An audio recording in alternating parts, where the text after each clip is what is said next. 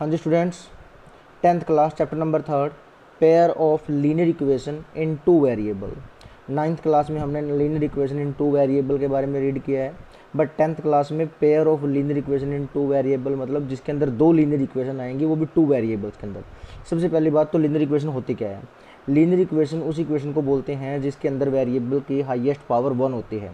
अब बात करते हैं pair of linear equation in 2 variable, जिसके अंदर 2 लीनियर इक्वेशंस होती हैं। उनकी स्टैंडर्ड फॉर्म है हमारे पास ये, that a1x plus b1y plus c1 is equal to 0 and a2x plus b2y plus c2 is equal to 0। ध्यान से देखिए, ये दोनों इक्वेशंस जो मैंने लिखी हैं ये दोनों लीनियर इक्वेशंस है, क्योंकि देखना इसके अंदर वेरिएबल कौन कौन है, x और y। और देखना वेरिएबल की जो पावर है, ये वेरिएबल की पावर है x और y की पावर कितनी है, 1 है ना, 1 है। तो जहाँ पे वेरिएबल की पावर 1 होती है उसे लीनियर इक्वेशन कहते हैं। अगर इक्वेशन में एक वेरिएबल है तो लीनियर इक्वेशन इन 1 वेरिएबल होगी, अगर लीनियर इक्वेशन में 2 वेरिएबल हैं तो वो लीनियर इक्वेशन इन 2 वेरिएबल होगी। पेयर की बात की है तो 2 इक्वेशंस होगी, equation number first, equation number second. तो यहाँ पे हमारे पास 2 इक्वेशंस हैं। इस चैप्टर में हम क्या करेंगे, हमारे पास हर एक सम में 2 इक्वेशंस होंगी, लीनियर इक्वेशन होंगी हमारे पास 2 और उनमें से हमने उनको सोल्व करना है या वेरिएबल की वैल्यू निकालनी है, चाहे वो एक्स वाई हो, चाहे वो पी क्या हो, वो जो मर्जी हो, हमने वेरिएबल्स की वैल्यू निकालनी है। ये हमारा वर्क है 3rd चैप्टर के अंदर, इसका नाम है pair of linear equation in 2 variable.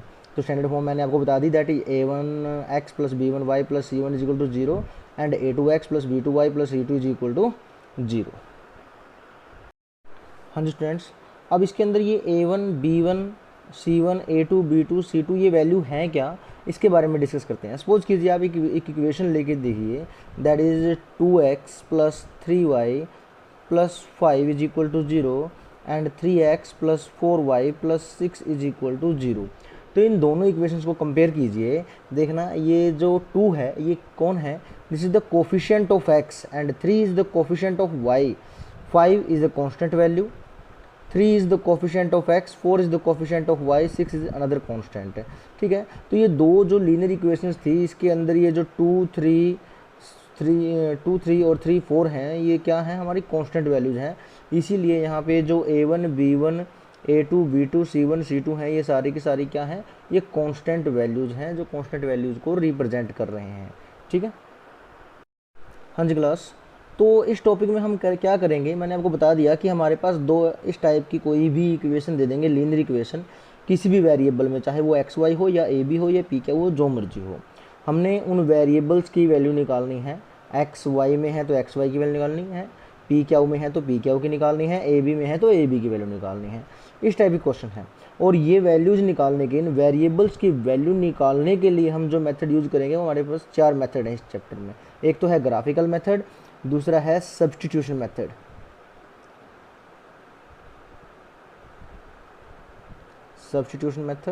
एक है हमारे पास एलिमिनेशन मेथड, और एक है हमारे पास cross multiplication method.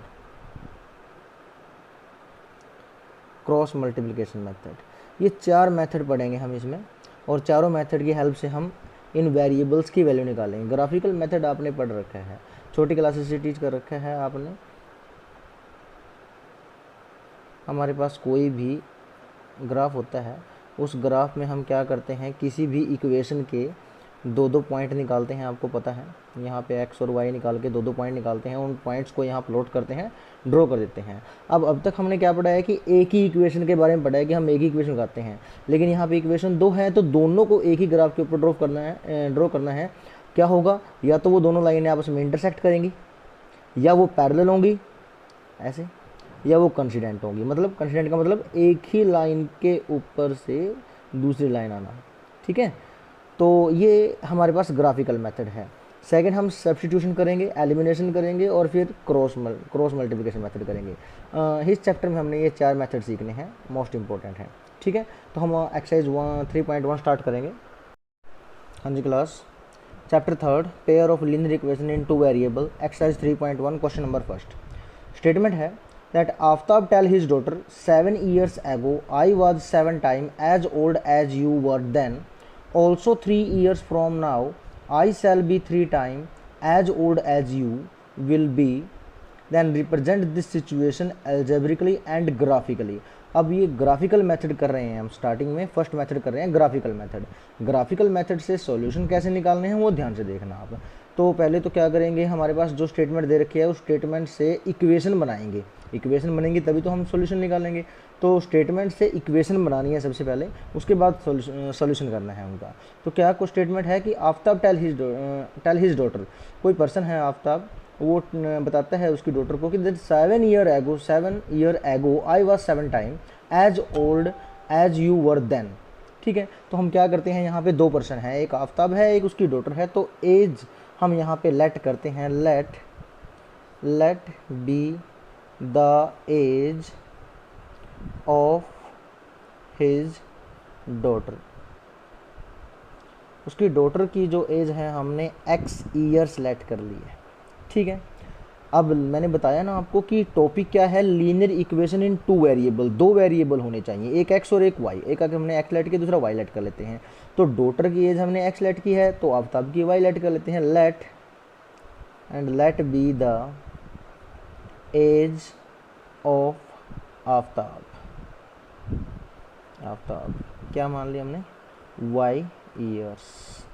x years daughter की होगी, y ईयर्स आफ्ताब की होगी। ठीक है, अब देखिए कहता है Aftab tell his daughter 7 year ago, 7 साल पहले की बात कर रहा है। और एक बात यहाँ पे हमने जो ये एज लेट की है ना, ये प्रेजेंट एज लेट करनी है, ये लिख लेना आप। लेट बी द यहाँ पे present age, let be the present age of daughter and let be the present age of Aftab, ये दोनों की हमने प्रेजेंट एज लेट की है। अब क्या कह रहा है, दैट 7 ईयर एगो, 7 साल पहले की बात कर रहा है। तो 7 साल पहले तो एज कम थी, तो दोनों की 7 ईयर्स एगो की या 7 साल पहले की एज फाइंड आउट करो। लिखते हैं यहाँ पे that 7 years ago age of his daughter.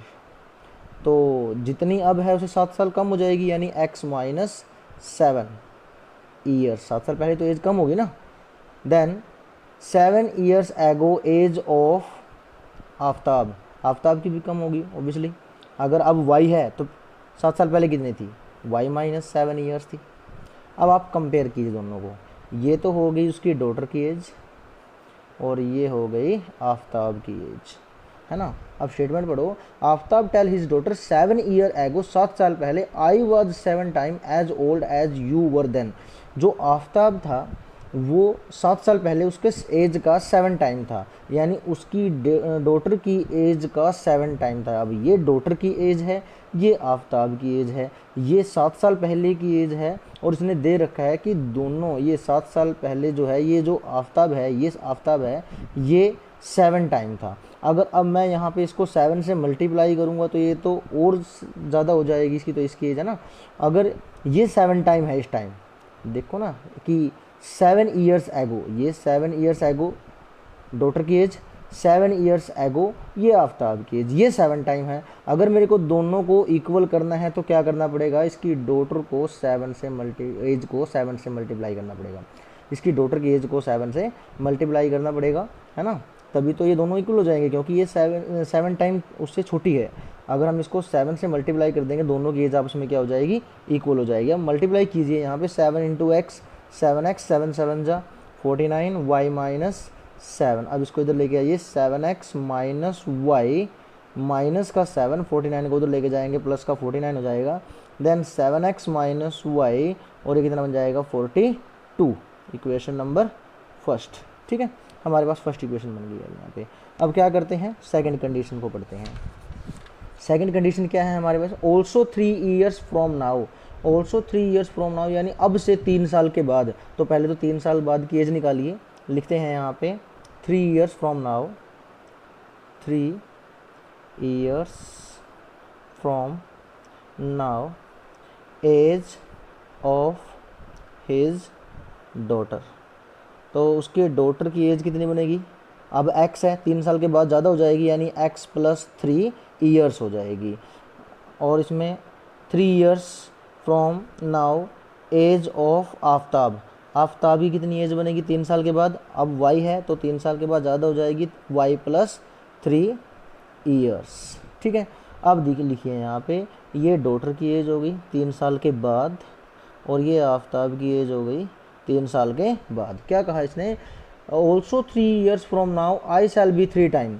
क्या कहता है कि 3 साल के बाद, 3 साल के बाद जो आफ्ताब की एज है वो उसकी डॉटर की एज का 3 टाइम हो जाती है, यानी ये 3 टाइम हो जाता है। अगर मेरे को दोनों को इक्वल करना है तो क्या करना पड़ेगा, डॉटर की एज को 3 से मल्टीप्लाई करना पड़ेगा, क्योंकि वो छोटी है। अगर दोनों को इक्वल करना है तो ऑब्वियसली इसको मल्टीप्लाई करना पड़ेगा ना, दोनों इक्वल तभी तो होंगे।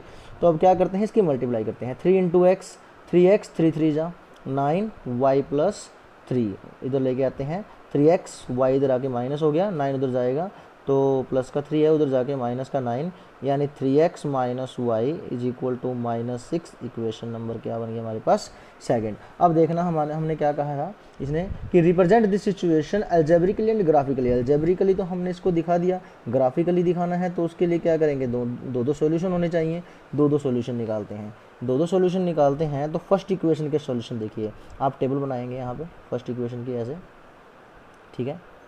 फर्स्ट इक्वेशन की टेबल बनाते हैं, यहाँ पे लिखते हैं x और यहाँ पे लिखते हैं y। सिर्फ दो सॉल्यूशन निकाल लीजिए, ग्राफ बन जाएगा आपका।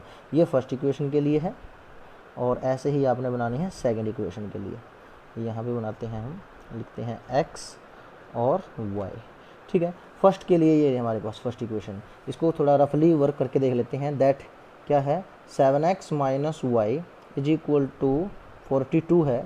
तो आप यहाँ से वैल्यू निकाल लीजिए, आपकी मर्ज़ी है। y की वैल्यू निकालनी है तो y को इधर ले जाइए, y को इधर लेके आइए, y प्लस का हो गया, इसको इधर लेके आएंगे 7x माइनस 42, ये देखना ये हो गया ना हमारे पास 7x minus 42 is equal to y. अब आप यहाँ पे वैल्यू पुट करते जाइए, जो मर्जी वैल्यू पुट कीजिए कुछ भी, और यहाँ पे राइट करते जाइए। वैल्यू आप ऐसे कीजिए जिससे आपको प्रॉब्लम ना हो ड्रॉ करते हुए। जैसे अगर हम यहाँ पे x की वैल्यू 6 रख देते हैं, कुछ भी रख सकते हैं, आपकी मर्जी है। अगर x की वैल्यू 6 रखते हैं देन 6 7 जा 42, 42 माइनस 42 क्या हो जाएगा, 0, यानी y की वैल्यू क्या आ गई, 0 आ गई। रख के दिखा देता हूँ, दैट 7 x की वैल्यू 6 रखी minus 42 is equal to y था, 7 6 जा 42 minus 42 is equal to y, 42 minus 42 0, यानी y की वैल्यू क्या आ गई, 0 आ गई। ऐसे ही आपने सॉल्यूशन पुट करने हैं इसके अंदर। अब क्या रखेंगे आप, 7 रख दीजिए यहाँ पे x की वैल्यू की जगह 7 रखते हैं। देन 7 7 जब 49, 49 में से 42 गए, कितने बच गए, 7, ठीक है। x की वैल्यू 7 रखने से y की वैल्यू भी क्या आ गई, 7 आ गई। आप यहाँ पे पुट करके देख सकते हैं। नेक्स्ट सेकंड इक्वेशन हमारे पास ये रही। सेकंड इक्वेशन में क्या है, दैट 3x है, 3x है, इस 6 को इधर लेके आए, प्लस हो गया, और y उधर चला गया, माइनस हो गया। अब यहाँ पे वैल्यू पुट कर दीजिए आप जो मर्जी। y x की वैल्यू अगर हम यहाँ पे 0 पुट करते हैं, 0 पुट करेंगे, 0 इंटू समथिंग 0, 0 प्लस 6 क्या आ गया, 6, यानी y की वैल्यू कितनी आ गई, 6 आ गई। कुछ और रखते हैं यहाँ पे, सपोज आप x की वैल्यू यहाँ पे 1 रख दीजिए, ठीक है, या 1 की जगह -1 रख, चलो 1 रख देते हैं, 1 रख देते हैं। x की वैल्यू 1 रखते हैं तो 3 बन जाए 3, 3 प्लस 6 9, यानी y की वैल्यू कितनी आ गई, 9। ये हमारे पास सेकंड इक्वेशन बन गई। रही बात अब आपने ग्राफ ड्रॉ करना है तो उसके लिए क्या करेंगे, मैं एक रफली स्केच बना के दिखा देता हूँ। आपने फेयर बनाना है ऐसे, क्योंकि हमारी नेगेटिव वैल्यू नहीं है इसीलिए मैंने दो ही क्वाड्रेंट, एक ही क्वाड्रेंट बनाया, फर्स्ट क्वाड्रेंट यहाँ पे ऐसे।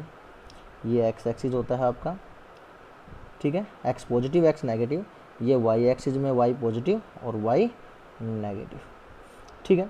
अब आप देखिए, आप अपनी वैल्यूज़ के हिसाब से मार्क कीजिए। आपकी हाईएस्ट वैल्यू x में 7 है, इधर कितनी है, 1 है, यानी x की वैल्यू 7 तक लेके जाएंगे। y की वैल्यू भी तो कहाँ तक है, 7 9, यानी 9 तक लेके जाएंगे। x की वैल्यू प्लॉट करते हैं 0 ओरिजिन, ठीक है, जहाँ पे x और y दोनों एक्सिस कट करते हैं ओरिजिन बोलते हैं। यहाँ पे क्या है हमारे पास 1, ये 2 3 4 5 6 7। मैं रफली स्केच ड्रॉ कर रहा हूँ, आपने फेयर बनाना है। आपके पास ग्राफ के अंदर बॉक्स होते हैं, उन बॉक्स में से एक यूनिट लेट कर लेनी है, 1 2 3 4 5 6 7। यहाँ पे सेम 1 2 3 4 5 6 7 8 9, ठीक है। अब आप फर्स्ट इक्वेशन के हिसाब से अपनी वैल्यूज़ को प्लॉट कीजिए। x की 6 y की 0, x की 6 यहाँ पे है, y की 0 यहीं आएगा, क्योंकि x एक्सिस पे y की वैल्यू 0 होती है, y एक्सिस पे x की वैल्यू 0 होती है। तो 6 0 यहीं पे आ गया। x का 7 y का 7, x का 7 ये रहा, और y का 7 ये रहा। ठीक है, हमारा पॉइंट आ गया। इन दोनों को ज्वाइन कर दीजिए स्केल के साथ, ऐसे दोनों को ज्वाइन कर दिया हमने। ये हमारे पास फर्स्ट इक्वेशन आ गई, या फर्स्ट लाइन आ गई, सॉरी। सेकंड है x का 0 y का 6, x का 0 y का 6 यहाँ पे आ गया, क्योंकि x 0 होता है ना y एक्सिस पे। x का 1 y का 9, x का 1 इसको लेके जाएंगे ऊपर तक, और y का 9 यहाँ पे, ये कट हो गया। दोनों को ज्वाइन कर दीजिए।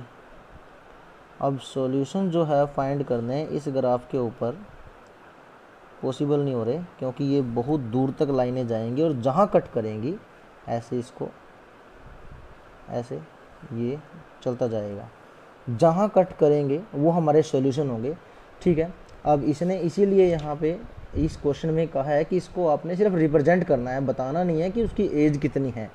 ठीक है, इसको क्योंकि इसके जो पॉइंट्स हैं वो इस ग्राफ के ऊपर बहुत दूर तक जाके मिलेंगे। वैसे मैं आपको बता देता हूँ कि ग्राफिकली मेथड से कि सॉल्यूशन कैसे निकालते हैं। सपोज कीजिए अगर ये दोनों लाइनें आपकी ये ऐसे और ऐसे कुछ यहाँ कट हो जाती, सपोज कीजिए, अभी तो आगे जाके कट होंगी, मैं आपको बता रहा हूँ कि सॉल्यूशन निकालते कैसे हैं। सपोज कीजिए आपकी दोनों इक्वेशंस की ये दोनों लाइनें जो हैं, सपोज करो यहाँ कट हो जाती यहाँ पे।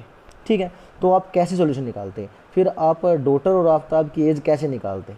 तो हम क्या करते, हमने क्या करना था, सपोज हमारा ये इंटरसेक्टिंग पॉइंट होता, तो हम इस इंटरसेक्टिंग पॉइंट को नीचे लेके आते यहाँ पे x एक्सिस पे, और इसको यहाँ लेके आते y एक्सिस पे। x की वैल्यू जहाँ पे भी कट होती, सपोज यहाँ 5 है तो 5 x की वैल्यू 5 आ जाती, और अगर यहाँ पे देखते हैं y कहाँ पे कट कर रहा है 8 पे, तो y की वैल्यू कितनी आ जाती 8। ऐसे ही हमने यहाँ पे इनको लेके जाना है, जहाँ पे कट होगी x एक्सिस पे जहाँ कट होगी वो x की वैल्यू होगी, y एक्सिस पे जहाँ कट होगी वो हमारी y की वैल्यू होगी। ऐसे हमने ग्राफिकली मेथड से सॉल्यूशन फाइंड आउट करने हैं x और y के। हाँ जी class, exercise 3.1 question number second, the coach of a cricket team buy 3 bat 6 ball for rupees 3900, later she buy another bat and 2 more balls of same kind for rupees 1300, represent this situation algebraically and geometrically। Same question है, दो चीज़ें हमारे पास, एक bat की बात कर रहा है, दूसरी बॉल की बात कर रहा है। तो हम दोनों की कॉस्ट अलग अलग लेट करते हैं। Let be the cost of a bat is rupees, कितना है एक्स लेट करते हैं, x rupees, and let be the cost of a ball is rupees y. Bat की कॉस्ट हमने एक्स लेट की है और बॉल की कॉस्ट हमने वाई लेट की है। अब क्वेश्चन क्या है, that cost of a cricket team buy 3 bat and 6 ball for rupees 3900, then according to question लिखेंगे सिंपली। अब 3 बैट की बात कर रहा है, एक बैट अगर x का है तो 3 बैट कितने के होंगे 3x के। एक बैट अगर एक बॉल अगर y की है तो 6 बॉल कितने की होंगी 6y की, और दोनों मिला के कितने के आते हैं, दैट इज़ 3900 के आते हैं, 3900 के आते हैं। ठीक है, ये हमारे पास क्या है, इक्वेशन नंबर फर्स्ट लेट कीजिए, या इनमें से कॉमन लेना चाहें, इक्वेशन को रेड्यूस करना चाहें तो कॉमन लेके रेड्यूस कर सकते हैं।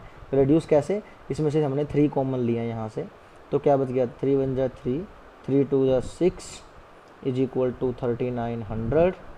अब यहाँ से 3 डिवाइड में आ जाएगा, तो x plus 2y is equal to 3900 by में 3, दैट इज 1300, यानी x plus 2y is equal to 1300, that is equation number first. आप ऐसे करके इक्वेशन को रिड्यूस कर सकते हो, नहीं करना चाहते ऐसे ही छोड़ सकते हो, बस आपको कैलकुलेशन में थोड़ी लेंथी हो जाएगी, इससे शॉर्ट हो जाएगी। ठीक है, नेक्स्ट क्या है, सेकंड इक्वेशन क्या बनेगी, सी बाय अनदर बैट यानी एक बैट है तो यानी x एंड 2 मोर बॉल्स, यानी 2 बॉल हैं, तो एक बॉल अगर y की है तो 2 बॉल्स यानी कितने की होंगी 2y की, और कितने में है 1300 में, ये 1300 में। इक्वेशन नंबर क्या बन गया हमारे पास, सेकंड बन गया। अब देखना हमारी दोनों इक्वेशन जो है ना बिल्कुल सेम आ रही हैं, फर्स्ट इक्वेशन भी सेकंड इक्वेशन, यानी जो सॉल्यूशन हमारे फर्स्ट इक्वेशन के होंगे वही सॉल्यूशन हमारे same to same second equation के होंगे, है ना। तो दोनों के सॉल्यूशन बना लेते हैं हम, ऐसे रखेंगे x और y सेम, x और y। ठीक है, अब देखिए यहाँ पे अब यहाँ पे आप क्या करते हैं, x की वैल्यू क्या बनेगी 1300, इस 2y को उधर लेके गए, माइनस का 2y हो गया। अब यहाँ पे आप वैल्यू क्या रख दो, जो मर्जी रख दो अपने हिसाब से। अब यहाँ पे वैल्यू आप कुछ भी रखते हैं तो क्या रखते हैं, सपोज आप 600 रखते हैं, y की वैल्यू आपने क्या रख दी यहाँ पे 600 रख दी, तो 600 टू जा 1200, 1300 में से 1200 गए, कितने बच गए 100। करके दिखा देता हूँ, that x is equal to 1300 minus 2, y की वैल्यू क्या रखी है 600, that x is equal to 1300 minus 1200, और x की वैल्यू कितनी आ गई 100, यानी y की वैल्यू 600 रखने से x की वैल्यू 100 आई है। ऐसी ही एक और वैल्यू रखिए आप इसके अंदर, क्या रखते हैं आप यहाँ पे 500 रख दीजिए 500, तो यहाँ पे 500 रखते हैं तो 500 टू जा 1000, और कितने बच गए 300 बच गए 300, और सेम टू सेम है दोनों इक्वेशंस, तो वैल्यू क्या आएंगी सेम आएगी 100, 600, 300, 500। ग्राफ बनाना है तो वही दोनों पॉजिटिव वैल्यू हैं, फर्स्ट को ले लेते हैं ऐसे, फर्स्ट क्वाड्रेंट कोई ज़रूरी नहीं है, ये एक्सिस है, एक्स पॉजिटिव नेगेटिव, ये वाई एक्सिस में वाई पॉजिटिव और वाई नेगेटिव, ठीक है। ये हमारा क्या हो गया ओरिजिन। अब 100 का गैप लेके चलते हैं, 0 से 100, 200, 300, 400 और 500, 600। सेम यहाँ पे 100, 200, 300, 400, 500 और 600। देखिए ये हमारे पास इक्वेशन नंबर फर्स्ट की टेबल है, ये सेकंड की है, दोनों को प्लॉट कीजिए। फर्स्ट में क्या है, x का 100, y का 600, 100 इसको लेके जाते हैं ऊपर तक, और ये 600 यहाँ पे मैच हो गया। दूसरा 300, 500, 300 ऐसे, और ये 500, ये है हमारे पास, दोनों को मैच कर देते हैं, और ये हमारे पास फर्स्ट लाइन आती है। सेकंड क्या है हमारे पास 100, 600, यही सॉल्यूशन है, और 300, 500 यही आते हैं, तो दूसरी लाइन भी क्या आएगी इसी के ऊपर आएगी, सेम टू सेम इसी बात पे चलेगी, है ना, क्योंकि दोनों के सॉल्यूशन सेम है ना, तो बिल्कुल सेम टू सेम लाइनें चलेंगी, जहाँ से फर्स्ट लाइन निकलेगी वहीं से सेकंड लाइन निकलेगी, और ऐसी लाइनों को क्या बोलते हैं कोइंसिडेंट लाइन्स बोलते हैं, कोइंसिडेंट लाइन्स। आगे आएगी सेकंड एक्सरसाइज में, इसके बारे में सब बताऊंगा। जब दो लाइनें हैं आपस में कट करती हैं उन्हें बोलते हैं इंटरसेक्टिंग लाइंस, जब एक दूसरे के ऊपर निकलती हैं वो होती हैं कोइंसिडेंट लाइंस, और जब कट ही नहीं करती उन्हें बोलते हैं पैरेलल लाइंस। तीनों कंडीशन नेक्स्ट एक्सरसाइज में हम रीड करेंगे। ऐसे करना है हमने सेकंड क्वेश्चन। हाँ जी class, exercise 3.1 question number third. Statement है the cost of 2 kilogram apple and 1 kilogram grapes on a day was found to be rupees 160. After a month, the cost of 4 kilogram apple and 2 kilogram grapes is rupees 300. Represent the situation algebraically and geometrically. तो यहाँ पे फिर हमारे पास क्या है, दो values हैं, क्या क्या है, एक तो किसकी बात कर रहा है एप्पल्स की बात कर रहा है, और एक 1 किलोग्राम ग्रेप्स की बात कर रहे हैं। दोनों को अलग अलग लेट करते हैं क्योंकि लीनियर इक्वेशन इन 2 वेरिएबल की बात कर रहे हैं, 2 वेरिएबल होने चाहिए। Then let be the cost of 1 kilogram apples, 1 kilogram apple let क्या करते हैं रुपीज़ एक्स लेट करते हैं, ठीक है। और let be the cost of 1 kilogram grapes, let करते हैं रुपीज़ वाई। तो अकॉर्डिंग टू क्वेश्चन वैसे लिखना है और सोल्व करना है कि 2 किलोग्राम एप्पल है। अब 1 किलोग्राम एप्पल की कॉस्ट x है, तो 2 किलोग्राम एप्पल कितने के होंगे 2x के होंगे। 1 किलोग्राम ग्रेप्स कितने के लेट किए हैं y, और इज इक्वल टू दोनों कितने के आते हैं 160 के आते हैं। तो इक्वेशन नंबर फर्स्ट हो गई हमारे पास। Next after a month the cost of 4 kilogram apple. अब 4 किलोग्राम एप्पल है, 1 किलोग्राम एप्पल की कॉस्ट x है, तो 4 किलोग्राम कितने के बनेंगे 4x के, प्लस 2 किलोग्राम ग्रेप्स तो कितने के बनेंगे 2y के, और कितने के हैं टोटल 300 के। अभी यहाँ से इक्वेशन को अगर रिड्यूस करना चाहें तो देखो कॉमन आ रहा है, यहाँ से कटिंग भी हो रही है। ऐसे भी नहीं करना आपने कि यहाँ से कॉमन ले लिया और यहाँ कटिंग ना होती हो, ठीक है। अगर कटिंग होती है तो ही यहाँ से कॉमन लेके इसको डिवाइड में रखना है, अदरवाइज नहीं करना। अब देखना यहाँ पे क्या करना है, यहाँ से 2 कॉमन आ रहा है, 2 कॉमन लिया तो कितना बन गया 2x plus y is equal to 300। 2x plus y 300 by में कितना आ गया 2 कटिंग करके कितना आ गया 150, यानी 2x plus y is equal to 150, that is equation number second. अब हमारे पास दो इक्वेशन बन गई, इक्वेशन नंबर 1 और 2। अब दोनों इक्वेशंस के सॉल्यूशन निकालते हैं। फर्स्ट इक्वेशन की table x y, second equation की टेबल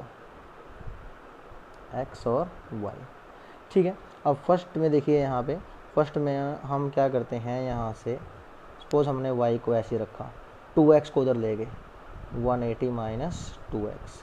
अब यहाँ पे वैल्यू क्या रखें, वैल्यू आपने कुछ भी रख सकते हैं, ऐसे तो कुछ भी रख सकते हैं, बट आपका ग्राफ सही आए और गलती ना हो, आप क्या करते हैं, वैल्यू आपने ऐसे देखनी है कि जो वैल्यू आप पुट करें उसी के नियर अबाउट आपकी सेकंड वैल्यू आए, ठीक है। अब ऐसे नहीं करना आपने कि आपने x की वैल्यू 1 पुट कर दी यहाँ पे और 160 में से 2 गए, क्योंकि 2 1 2, 160 में से 2 गए, 158 आ गया। अब x की वैल्यू आपने 1 रखी और y की वैल्यू 158 है, दोनों में कितना गैप है, तो उसमें फिर प्रॉब्लम हो जाएगी। आपको वैल्यू ऐसी रखनी है कि आप जो वैल्यू पुट करो उसका जो सॉल्यूशन आए आगे से निकल के वो दोनों बिल्कुल आसपास हो, ठीक है। अब हमने यहाँ पे क्या किया, अब हमने यहाँ पे x की वैल्यू को आप 70 रख दो, ठीक है, 70 रखते हैं। देखो x की वैल्यू 70 अगर रख दें, 2 इंटू 70, 72 जा कितना हो जाएगा 140, और y की वैल्यू कितनी आ जाएगी 20, ठीक है। यानी x की वैल्यू आपने 70 रखने से y की वैल्यू कितनी आ गई 20 आ गई, ठीक है। 10 का गैप ले लेंगे हम, कोई दिक्कत नहीं है, सही से बन जाएगा। फिर क्या करते हैं यहाँ पे, फिर आप यहाँ पे रख दीजिए कुछ भी और वैल्यू, क्या रखोगे आप यहाँ पे रखते हैं हम 50 रख दीजिए, ठीक है, 50 रखते हैं, x की वैल्यू 50 रखते हैं, तो 50 2 जा 100, 160 में से 100 गए, कितने बच गए 60, चेक कर सकते हैं आप यहाँ पे रख के। ऐसे ही आपने सेकंड इक्वेशन के बनाने हैं।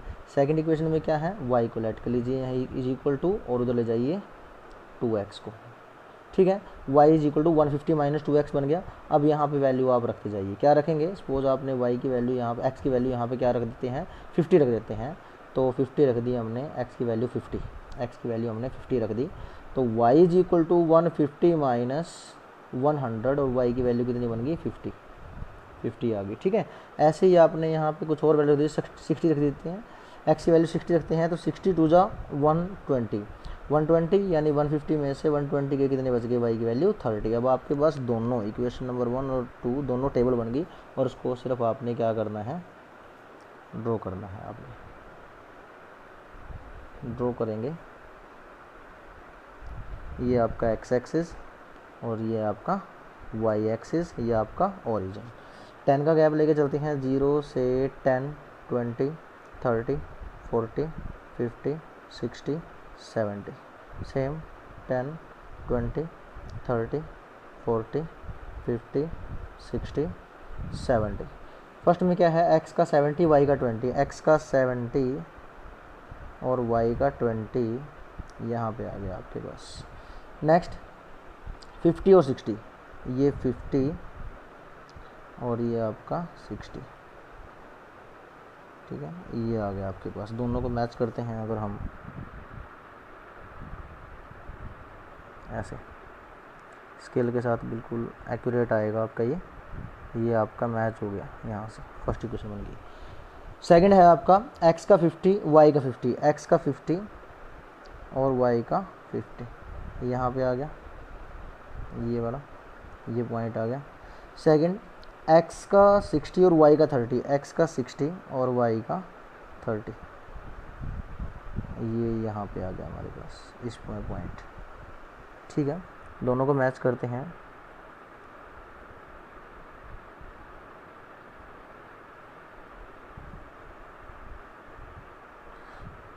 तो ये क्या आ रहा है, देखो आप दोनों लाइनें, ये first line, line number first, line number second, दोनों की दोनों लाइनें बिल्कुल आपस में पैरेलल आ रही हैं। देखो यहाँ पे कटिंग ही नहीं हो रही, ठीक है। ये दोनों फर्स्ट लाइन और सेकंड लाइन, दोनों लाइन बिल्कुल आपस में क्या जा रही हैं, पैरेलल जा रही हैं। इन्हें हम पैरेलल लाइन, जो आपस में कभी इंटरसेक्ट नहीं होती ना, वो क्या बोलते हैं, हम उन्हें पैरेलल लाइन्स बोलते हैं ना। ये हमारी पैरेलल लाइन्स हैं, ठीक है। ऐसे करनी है आपने एक्सरसाइज 3.1।